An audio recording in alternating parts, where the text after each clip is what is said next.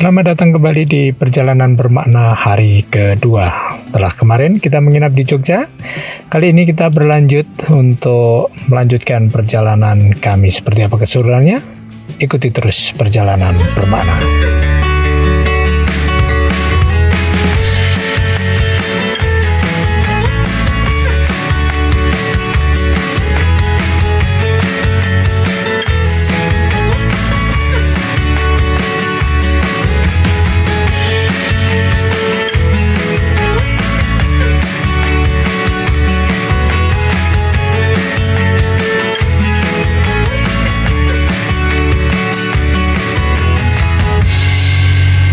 Saat ini saya sudah sampai di kota Purworejo, kota perjuangan yang menyimpan banyak sejarah dan juga banyak cerita. Tadi saya sempat bertemu dengan beberapa teman di Kulon Progo, bertemu dengan Mas Widi, Mas Agus, Mbak Arma yang menyambut kami dengan hangat. Sekaligus juga kami beruntung ditraktir makan siang hari ini di Kulon Progo, dan sempat ngobrol banyak dengan Mas Widi yang beberapa waktu lalu kondisi badannya kurang sehat, tapi sekarang sudah bersemangat kembali dan mengikuti perjalanan kami. Sampai kami di alun-alun Purworejo, alun-alun yang tertata dengan rapi. Siang ini terasa lengang situasi di Purworejo, sambil kami mempersiapkan kira-kira nanti akan beristirahat di mana. Setelah kami diskusikan meninggalkan kota Purworejo, kami putuskan merubah rencana. Semula kita akan menginap di Banyumas, tapi kita ajukan kita akan menginap di sekitaran Kebumen atau di Gombong supaya kita punya waktu untuk mempersiapkan perjalanan esok lebih baik. Dan kami rencanakan besok pagi-pagi benar kami akan berangkat dari penginapan kami supaya perjalanan panjang kita menuju ke Jawa Barat bisa lebih nyaman dan punya spare waktu yang cukup untuk mengeksplor perjalanan ini sambil belajar banyak di perjalanan kami. Sepanjang perjalanan kami dari Purworejo ke Kebumen, jalanan lurus dan lengang kita lewati, tapi hari sudah mulai sore dan kami sepakat untuk menginap di seputaran Kebumen atau daerah Gombong sambil mempersiapkan perjalanan esok agar lebih nyaman dan bisa berangkat pagi-pagi.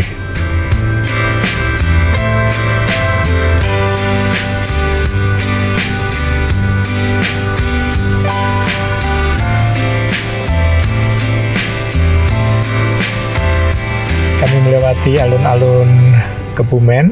Suasana sore ini masyarakat banyak berkegiatan, berolahraga di seputaran alun-alun Kebumen yang sekarang sudah tertata dengan sedemikian rapi, dan rasanya semangat untuk hidup sehat sekarang sudah mulai menjadi gaya hidup di sebagian besar masyarakat kita.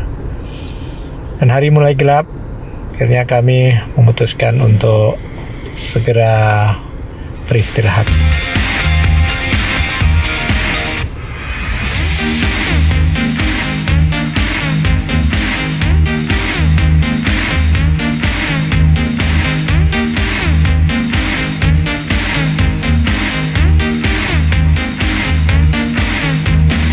Dan pagi-pagi betul, hari berikutnya kami sudah bersiap. Jam 5 pagi kami sudah pick up barang-barang kami ke mobil untuk melanjutkan perjalanan, dan perjalanan berikutnya adalah melalui Banyumas menuju Cilacap dan nanti akan ke Jawa Barat, ke Subang. Perjalanan menuju Cilacap ini kami tempuh dengan lancar karena memang situasi masih gelap, pagi-pagi benar, justru suasananya masih segar, fresh, dan semangat kami untuk menjalani perjalanan ini betul-betul pada semangat yang memuncak. Sambil kami menikmati semburat matahari pagi yang menyambut kami dan menghantarkan perjalanan ini. kami disambut oleh landmark jembatan Kali Serayu yang sedemikian cantik, seolah-olah memberikan ucapan selamat datang pada kami.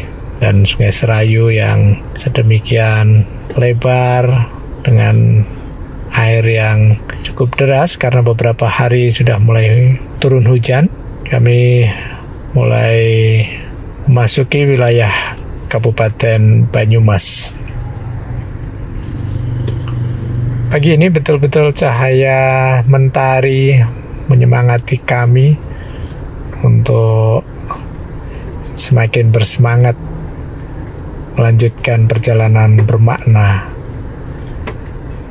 Dan ini adalah hari yang kedua, hari yang memang masih semangat-semangatnya, apalagi disambut dengan Gapura selamat datang di Kabupaten Cilacap.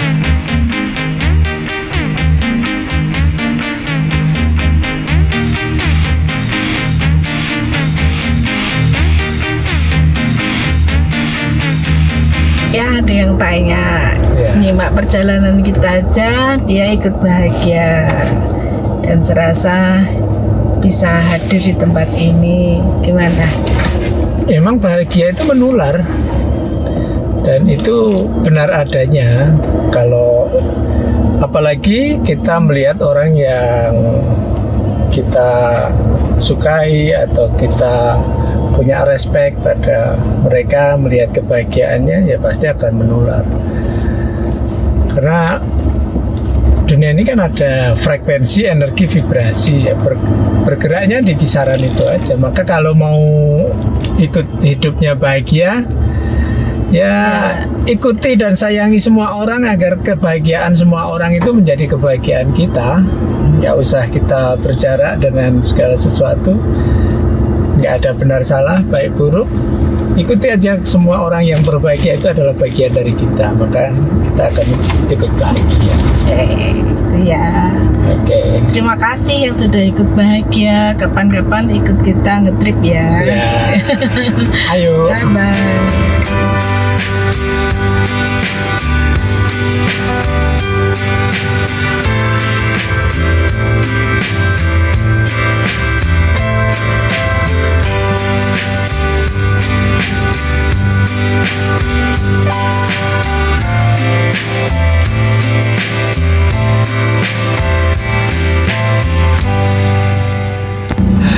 Pagi ini kita akan ngopi dulu di warung lokal di daerah Lumbir, Cilacap, Di tengah kampung kecil hutan dan apa Pinus Damar. Ya, Pinus Damar. Kita ketemu dengan penduduk lokal setempat. Ikuti terus. Oh enggak, kalau Solo kan udah termasuk kotanya, jadi soto, mie ayam gitu pagi ya. Ya. Kalau sini pagi mie ayam tuh enggak kurang, katanya mendoan. Enak unduannya. Tempenya khusus ya, Bu, tipis-tipis itu ya. Bikinan di sini. Kalau dari pasar di itu dia apa? Dihalusin nggak Daun enak. ya. Kalau dihalusin nggak enak. Tempenya susu. Pangandaran Ciamis dulu baru Pangandaran atau Pangandaran? Ciamis dulu, Oh, Ciamis baru Pangandaran. Dari Ciamis langsung Pangandaran. kalau sini produksinya apa aja? Singkong. Singkong, saya yang beliin singkong malah baca total apa? Aduh. Singkong. Sekarang sekilo berapa dihargai? 900 900. dari pabrik Kirimnya ke Gumelar. Singkong aja deh. Singkong 900, manennya aja udah ongkosnya berapa, pupuknya, tenaganya. Ketemu paling ini bang, paling 150 per 200 perak per kilo. Udah bersih maksudnya kan. Udah ketemu buat Dan orang makan itu sudah idana-idana beneran Pak. per kilo. Pernah sampai 400 rupiah ya per kilo, pada nggak dipanen itu. 900 aja nggak dipanen. Lebih berat. Ketemu sih buat ongkosnya. Ini buat bayar bawa ini. Singkong ini dari Oh jauh-jauh ya. Ada dorong ke ladang. Ini ke ladang juga. baru ke ladang. Udah.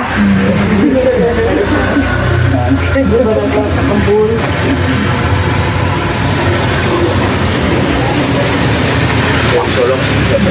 Saya kemarin. Pagi-pagi ngopi. Desa. Bendolanya sambelnya. Kalau teh gratis, kalau teh. Bongkar hebel. Burung bayaran. Burung bayaran, Bok. Bongkar hebel. Bongkar hebel. Wah, bongkar hebel satu truk besar ya udah lama ya. Tronton. Berapa jam? Selesai jam berapa? Tapat betul rumah. Tapi jam Ya paling jam 4 lah. Jam Ini 4. jam di gue Dari jam setengah 9 sampai jam 4 pagi. 6 orang. sampai rumah. Jam jam 9 malam Iya? Ya. sampai 4 pagi. Iya. Ongkosnya berapa, Pak? Tahu tuh tanah. Ini bosnya ini, weh, ternyata ini bosnya. 750 satu tronton. Satu tronton. Oh, berongan berapa orang? 6 orang. 6 orang. Weh. Berarti hitungannya satu kubik itu 15.000 satu kubik. Itulah hidup ya. Dulu 50. Berangkat, Pak. Sehat-sehat ya, Pak. Ya.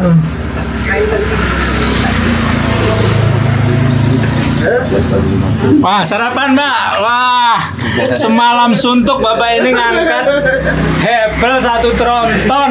udah nggak punya istri lagi. Waduh, dicarikan gimana? Carikan orang Solo. Mau, Mbak? Kalau ditinggal sih kasihan anaknya. Iya. Sehat-sehat ya, Pak. Katanya. Yang penting makan enak. Bisa kumpul sama teman-teman ngobrol-ngobrol gini kan udah. Ya. Malah nanti kalau udah tidur pulas ya, Pak, kalau udah capek ya. Iya betul. Setengah 4 mandi. Orang Nah, tidur Di terus kontrol koran. hebelnya panas paling yo. Oh, panas, masih panas. Panas baru dari pabrik. Dari pabrik langsung dibongkar. Terus tangannya pakai pelindung.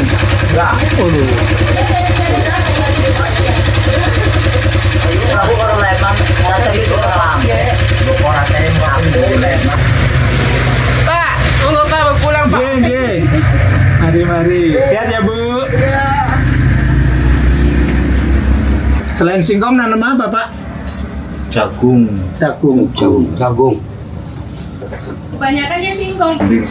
Iya. Ya satu kandang ada 10 ya. Karena itu Iya, makin lama kok. mayoritas punya sekolah. Pas dulu pas ngetren itu bagus ya harganya. Sekarang udah turun terus.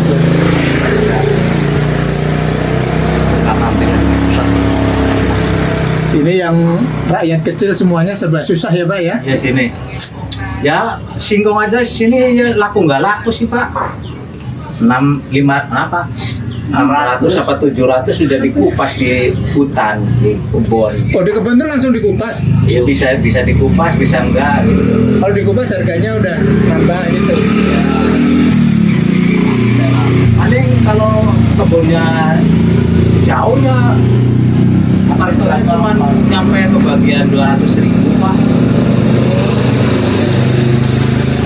Yo, belum ojeknya dari Bandung itu motor dari 100 ekor paling bersih yo. Iya. 150 paling bersihnya. Buat orang. Kalau jauh itu Dapat 150.000. bagian 200.000 Pak Iya. per tonnya. Per ton, Per ton bukan per kuintal. per ton 150.000. Iya. 200-nya pokoknya 250, 150, 200. Ya kan per kilonya Iya. bersihnya Kali cuma 1000. dapat 100 Ya, perak, ah. 200 perak. Yang itu ngangkat dari tanahnya 200 perak ya. bawa motornya 200, 400 tuh. Belum ngupasnya 100, 500. Iya. Bersihnya kalau udah dikupas itu 700 apa berapa? Kupas lagi 100. Waduh. 200 setahun. Teman banyak ya Pak. Satu tahun kan banyak. 200.000 loh. 2 lembar kertas. Itu nunggunya berapa lama tuh? Kan 9 bulan lebih kok. 9 bulan. Aduh. 9 bulan. Konyol. Belum pupuknya, ureanya tuh. Persak itu bisa 240. Jalanan kecil di perbatasan antara Banyumas dan Cilacap benar-benar syahdu dengan banyak kelokan dan hutan-hutan yang masih terjaga. Akhirnya jam 7 pagi masih di wilayah Kecamatan Lumbir, kami sempatkan untuk mampir sarapan di warung kecil. Di warung ini saya banyak belajar dari masyarakat setempat dengan segala keterbatasan dan juga kesederhanaannya. Juga situasi masyarakat yang berat karena mereka kebanyakan para petani dan buruh tani. Yang mereka tanam adalah tanaman singkong dengan harga yang sangat-sangat murah sehingga rasanya sulit untuk mencukupi kehidupan sehari-hari mereka. Dan hari ini banyak hal yang saya pelajari dari hari kedua perjalanan bermakna kali ini, bahwa seringkali kita seperti tidak sengaja untuk menemukan momen-momen tertentu, tetapi saya meyakini bahwa apa yang saat ini dipertemukan dengan kami adalah guru-guru kami yang memberikan pemahaman baru tentang kehidupan. Maka kami bersyukur menjalani perjalanan bermakna ini. Maka kami akan menuju ke titik nol, di mana kami menyadari bahwa kami bukan siapa-siapa dan tidak tahu apa-apa, supaya kami bisa menjadi manusia yang penuh rasa syukur. Sampai ketemu di perjalanan-perjalanan kami berikutnya.